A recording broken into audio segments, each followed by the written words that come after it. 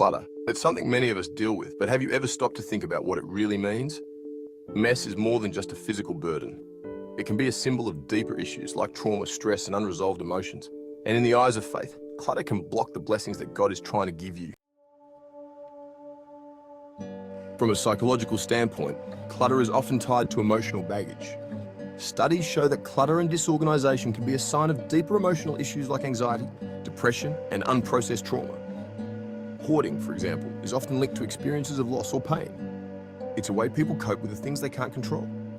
Psychologists explain that clutter can trigger sensory overload, making it hard to focus, relax, or even sleep. When our physical space is in chaos, our minds often mirror that disorder, leading to more stress, decreased productivity, and even a sense of hopelessness. But clutter doesn't just affect your mental health. It can also affect your spiritual life. The Bible talks about order, peace, and preparation for blessings. In 1 Corinthians chapter 14, verse 33, we are reminded, "For God is not a God of confusion, but of peace." Disorganization can create confusion, and confusion keeps us from clearly hearing God's voice and receiving His blessings. Clutter can be a barrier between us and the blessings that God wants to give. In Luke chapter 12, verse 15, Jesus says, "Watch out. Be on your guard against all kinds of greed. Life does not consist in an abundance of possessions." Sometimes we hold on to things that symbolize past hurts, traumas, or attachments, thinking they will give us security, when in fact, they are blocking the blessings and peace God is offering.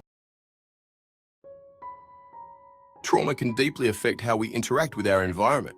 People who have experienced trauma, whether it's from loss, abuse, or deep emotional pain, can develop a tendency to hoard or create chaos in their surroundings. It's a subconscious way of holding on to control or protecting oneself from future hurt.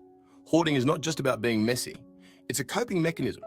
Psychologists have found that unresolved trauma can lead to a need for physical items to create a sense of safety. But in reality, this clutter often adds to the chaos and keeps us stuck in a cycle of fear, unable to move forward. Part 4. Decluttering to unlock God's blessings. So how do we break this cycle? The first step is to recognize that decluttering is a form of healing. It's about making space for new blessings, for clarity, and for God's voice to be heard in your life. The Bible tells us in Ecclesiastes chapter 3, verse 6, a time to keep and a time to throw away. There's a time to let go of the things that no longer serve us, whether it's physical items, emotional baggage, or spiritual blockages. Decluttering is also an act of faith.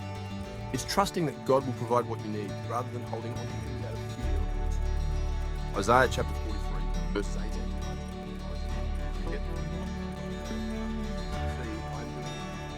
God cannot bring new blessings into our lives if we are holding on to old clutter, physically or emotionally. Part 5. The solutions to decluttering. The path to decluttering starts with a decision.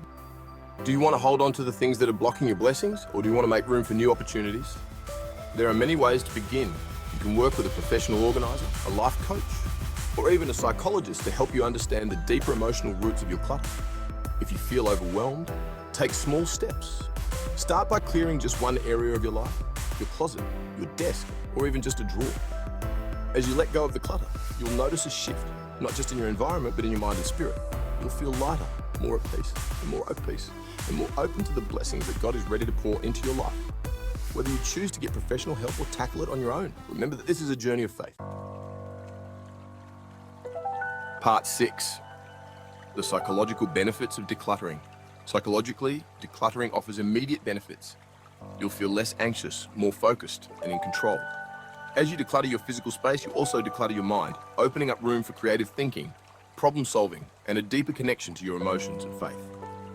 In a study by UCLA's Center on Everyday Lives and Families, it was found that clutter in the home was linked to higher levels of stress hormone cortisol in women, which can lead to anxiety, depression, and overall lower life satisfaction.